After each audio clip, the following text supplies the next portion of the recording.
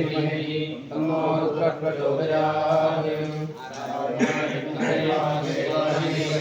तन्नो विष्णुः प्रचोदयात् शङ्करनारायणाय विद्महे नारायणाय धीमहि तन्नः रुद्रः प्रचोदयात् सर्वस्वरूपे सर्वेशे सर्वशक्तिसमन्विते जये कृष्णाय देवी देवी नमोस्तुते ಕಾಲಾವಧಿ ಕೂಡ ನಾವು ವೈಶಾಖ ಮಾಸದ ಶುದ್ಧ ಸಪ್ತಮಿ ತಿಥಿ ದಿನ ಪ್ರತಿಷ್ಠಾಪನಾಚರಣೆ ಮಾಡಿಕೊಂಡು ಹಾಗೆಲ್ಲರೂ ಕೂಡ ಅತಿ ಶ್ರದ್ಧಾ ವಿಶ್ವಾಸದಿಂದ ಸೇರಿಕೊಂಡು ಯೋಚಿಸುತ್ತೇವೆ ಮಾಡಿಕೊಂಡಂತಹ ಶತರುದ್ರಾಭಿಷೇಕ ಪೂರ್ವಕ ಶಂಕರನಾರಾಯಣ ಸ್ವಾಮಿಯ ಪೂಜೆಯನ್ನು ಶಂಕರನಾರಾಯಣ ಸ್ವಾಮಿ ತುಮಕೂರಿನಿಂದ ಸ್ವೀಕರಿಸಿಕೊಂಡು ನಾವಿಲ್ಲಿ ಬಂದು ಸೇರಿದಂಥ ಎಲ್ಲರಿಗೂ ಇಲ್ಲಿಗೆ ಸಂಬಂಧಪಟ್ಟಂತಹ ಭಕ್ತ ಮಹಾಶಯರಿಂದ ಎಲ್ಲರಿಗೂ ಕೂಡ ಬಪ್ಪಂತಹ ಕಷ್ಟ ನಷ್ಟಗಳು ಏನಿದ್ದರೂ ಕೂಡ ಅದನ್ನು ಪರಿಹರಿಸಿಕೊಟ್ಟು ಕುಟುಂಬದಲ್ಲಿ ಬರುವಂತಹ ಕೃಷಿಗಾಗಲಿ ದಾನವಾದ ಮಕ್ಕಳ ವಿದ್ಯಾಭ್ಯಾಸಕ್ಕೆ ಆಗಲಿ ಮಾಡಿಕೊಟ್ಟಂತಹ ಉದ್ಯೋಗಕ್ಕೋ ಇನ್ನೇನಾದರೂ ಇತರ ಅವರ ಯಾವುದೇ ಸಂಬಂಧದಲ್ಲಿ ಕೂಡ ಬರುವಂತಹ ಕಷ್ಟ ನಷ್ಟಗಳು ಮಾನಸಿಕ ಚಿಂತೆ ಎಂತ ಇದ್ದರೂ ಕೂಡ ಅದನ್ನೆಲ್ಲವನ್ನು ದೂರ ಮಾಡಿಕೊಟ್ಟು ಕುಟುಂಬದಲ್ಲಿ ಐಕ್ಯತೆಯನ್ನು ಮಕ್ಕಳೆಲ್ಲರಿಗೂ ಕೂಡ ಸದ್ಬುದ್ಧಿ ಒಳ್ಳೆ ಉದ್ಯೋಗ ಎಲ್ಲ ದೊರೆತು ಎಲ್ಲರಿಗೂ ಕೂಡ ಕುಟುಂಬದಲ್ಲಿ ಐಕ್ಯಮತ್ಯ ಕೊಟ್ಟು ಕಾಪಾಡುವಂತಹ ಪುಣ್ಯಕೀರ್ತಿ ನಾವು ನಮಗೆ ಹೋಗುವಂತಹ ಶಂಕರನಾರಾಯಣ ಸ್ವಾಮಿಯ ದಿವ್ಯ ಚರಣಾರವಿಂದಕ್ಕೆ ಸೇರಿದ್ದೋಡಿ ಮಾಡಿ ಎಲ್ಲರೂ ಕೂಡ ಸೇರಿಕೊಂಡು ಭಕ್ತಿಪೂರ್ವಕ ಮಾಡುವಂಥ ಪ್ರಾರ್ಥನೆ ಗುರುಬ್ರಹ್ಮ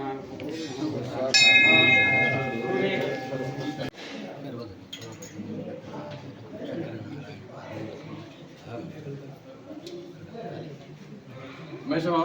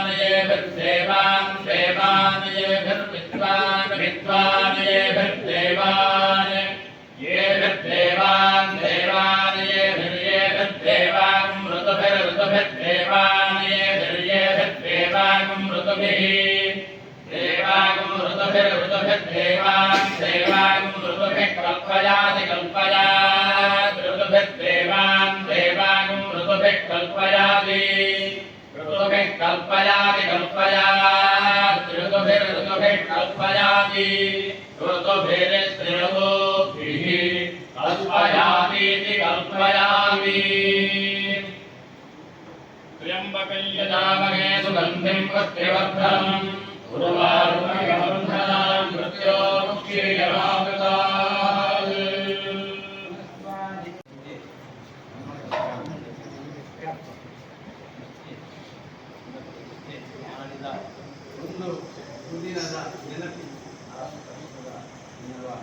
ಆಚರಣೆ ಮಾಡಿ ಬಹಳ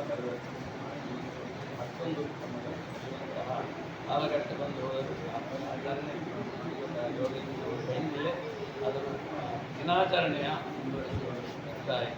ಇಂದ್ರಾಣದಲ್ಲಿ ನಮಗೆ ಬಹಳ ವಿಶೇಷವಾಗಿ ಕಾರ್ಯಕ್ಕೆ ಒದಗಿ ಬಂದು ವಿದ್ವಾನ್ ನಾಗೇಂದ್ರ ಭಟ್ ಈ ವರ್ಷ ಭೂತ ಪ್ರಕಾರದ ಪಂಡಿತರು ದಿನದ ಮಹತ್ವದ ಬಗ್ಗೆ ನಮ್ಮ ದಿನಾಚರಣೆಯ ಬಗ್ಗೆ ಆಶೀರ್ವಾದಪೂರ್ವಕವಾಗಿ ಒಂದೆರಡು ಮಾತು ಹೇಳಕ್ಕೆ ಈ ಒಂದು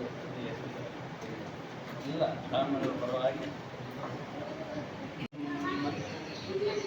ಶಂಕರನಾರಾಯಣನ ಪರಿಪೂರ್ಣವಾದಂತಹ ಅನುಗ್ರಹ ನಮಗೆಲ್ಲರಿಗೂ ಪ್ರಾಪ್ತವಾಗಬೇಕು ಅನ್ನುವಂಥ ಉದ್ದೇಶದಿಂದ ವರ್ಷಂ ಪ್ರತಿ ನಾವು ಪ್ರತಿಷ್ಠಾ ದಿನವನ್ನು ಆಚರಣೆ ಮಾಡಿಕೊಂಡು ಬರ್ತಾ ಇದ್ದೇವೆ.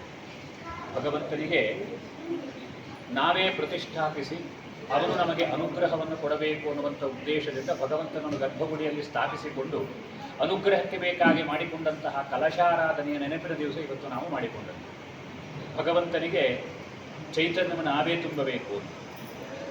ಪೂಜಾ ಪ್ರಾರಂಭ ಕಾಲದಲ್ಲಿ ಒಂದು ಶ್ಲೋಕ ಬರ್ತದೆ, ದೇಹೋ ದೇವಾಲಯ ಪ್ರೋಕ್ತ ಜೀವೋ ದೇವ ಸದಾಶಿವ ತ್ಯಜೇದ ಜ್ಞಾನ ನಿರ್ಮಾಲ್ಯಂ ಸೋಹಂ ಭಾವೇನ ಪೂಜೆಯೇತ.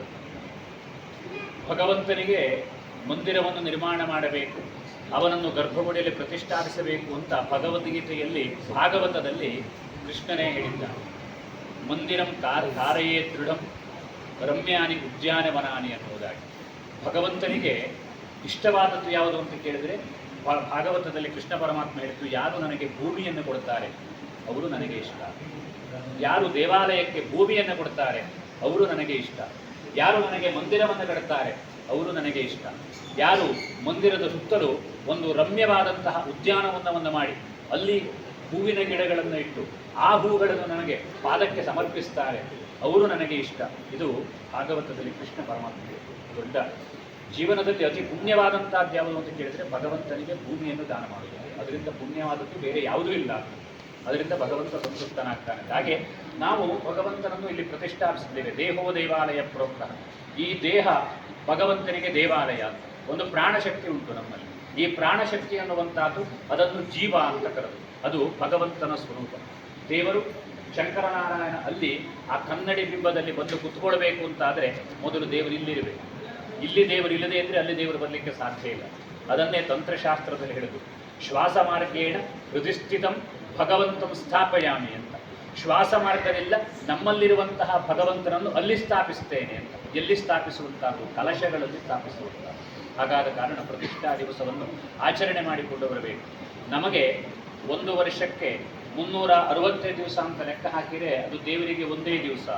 ಹಾಗಾದ ಕಾರಣ ವರ್ಷಕ್ಕೊಮ್ಮೆ ವಿಶೇಷವಾಗಿ ಭಗವಂತನನ್ನು ನಾವು ಆರಾಧನೆ ಮಾಡಿಕೊಂಡು ವಿಶೇಷವಾದಂತಹ ಪೂಜಾದಿ ಕರ್ಮಗಳನ್ನು ಮಾಡಿಕೊಂಡು ಬಂದರೆ ಭಗವದ್ ಅನುಗ್ರಹ ಅನ್ನುವುದು ನಮಗೆ ಪ್ರಾಪ್ತಿಯಾಗ್ತದೆ. ಅದರಲ್ಲೂ ವಿಶೇಷವಾಗಿ ತಂತ್ರಶಾಸ್ತ್ರದಲ್ಲಿ ಹೇಳಿದ ಹಾಗೆ ಆಚಾರ್ಯ ತಪಸ ಆಮ್ನಾಯ ಜಪೇನ ನಿಯಮೇನ ಉತ್ಸವೇನ ಅನ್ನದಾನೇನ ಚ ಕ್ಷೇತ್ರವೃದ್ಧಿಸ್ತು ಪಂಚದ ಅಂತ. ಆಚಾರ್ಯ ತಪಸ ವರ್ಷಕ್ಕೊಮ್ಮೆ ಆ ಪ್ರತಿಷ್ಠಾ ದಿವಸವನ್ನು ಆಚರಣೆ ಮಾಡಿಕೊಂಡು ಆಚಾರ್ಯರ ತಂತ್ರಿಗಳ ತಪಸ್ಸಿನ ಮೂಲಕವಾಗಿ ಕಲಶಗಳಲ್ಲಿ ಆ ತತ್ವಗಳನ್ನು ಸೇರಿಸಿಕೊಂಡು ವಿಶೇಷವಾದಂತಹ ಜಪಾದಿ ಕರ್ಮಗಳನ್ನು ಮಾಡಿಕೊಂಡು ಶತರುದ್ರ ಮಾಡ್ಬೋದು, ಪುರುಷ ಸೂಕ್ತ ಮಾಡ್ಬೋದು, ಲಕ್ಷಾರ್ಚನೆ ಮಾಡ್ಬೋದು, ಭಜನೆ ಮಾಡ್ಬೋದು, ಸಂಕೀರ್ತನೆ ಮಾಡ್ಬೋದು. ನಮಗೆ ಯಾವುದು ಭಗವಂತನಿಗೆ ಆರಾಧನೆ ಮಾಡಬೇಕು ಅಂತ ನಮಗೆ ಅನ್ನಿಸ್ತದೋ ಅಂತಹ ಸೇವಾದಿ ಕರ್ಮಗಳನ್ನು ಮಾಡಿಕೊಂಡು ಅಲ್ಲಿ ಭಗವಂತನನ್ನು ಆರಾಧನೆ ಮಾಡಿಕೊಂಡು ಬಂದರೆ ಸಾನ್ನಿಧ್ಯ ಅನ್ನುವುದು ಅಭಿವೃದ್ಧಿ. ಒಂದು ವರ್ಷದವರೆಗೆ ಯಾವುದಾದ್ರೂ ಸಾನ್ನಿಧ್ಯದಲ್ಲಿ ಕೊರತೆ ಬಂದಿದ್ದರೆ ಅದನ್ನು ಹೆಚ್ಚು ಮಾಡಲಿಕ್ಕೆ ತುಂಬಿಕೊಳ್ಳಿಕ್ಕಿರುವಂತಹ ಒಂದು ಅವಕಾಶ ಯಾವುದು ಅಂತ ಕೇಳಿದರೆ ಪ್ರತಿಷ್ಠಾ ದಿನದ ಆಚರಣೆ. ಅಂತಹ ದಿವಸ ಅದಕ್ಕೆ ಸಂಬಂಧಪಟ್ಟಂತಹ ಭಕ್ತರು ಕುಟುಂಬರೆಲ್ಲ ಬಂದು ಅಲ್ಲಿ ಭಗವಂತನನ್ನು ಸೇವೆ ಮಾಡಿಕೊಂಡಲ್ಲಿಗೆ ಭಗವಂತ ಸಂತುಷ್ಟನಾಗ್ತಾನೆ. ಆಚಾರ್ಯ ತಪಸ. ಇನ್ನು ಆಮ್ನಾಯ ಜಪೇನ. ಆಮ್ನಾಯ ಜಪ, ಆಮ್ನ ಅಂತಂದ್ರೆ ವೇದ ಪುರಾಣಗಳು ಅಂತ ಅರ್ಥ.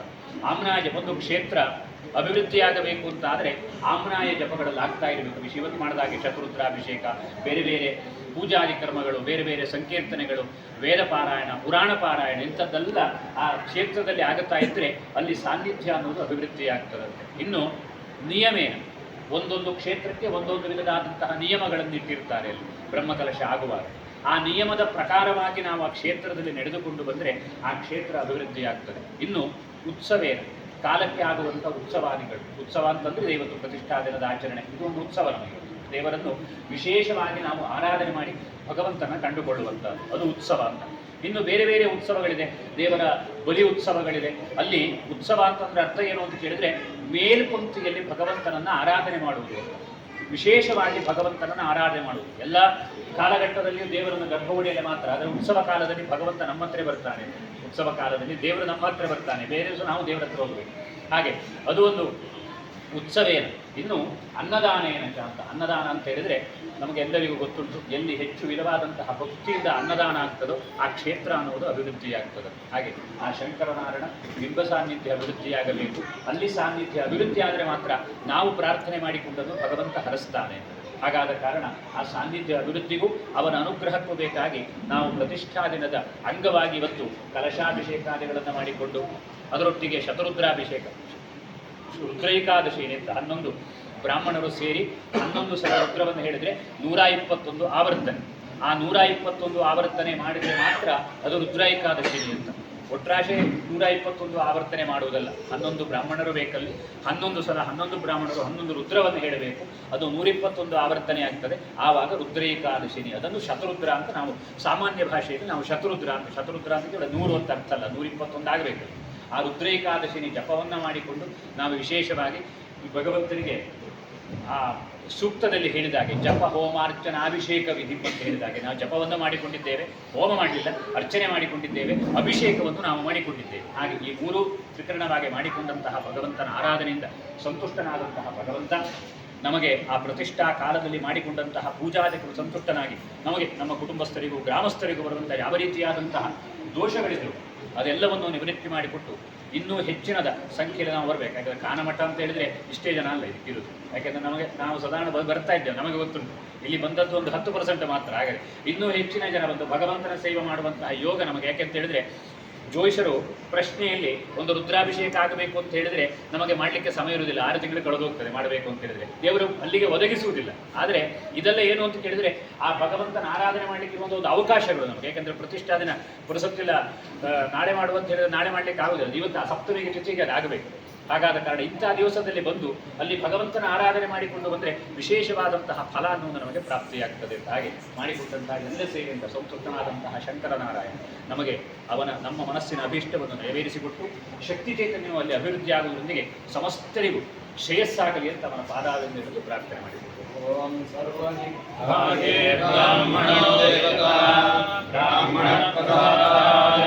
ಸಕಲ ಸಾಮ್ರಾಜ್ಯ ವಿವರ್ಧನಮಸ್ತುತೇ.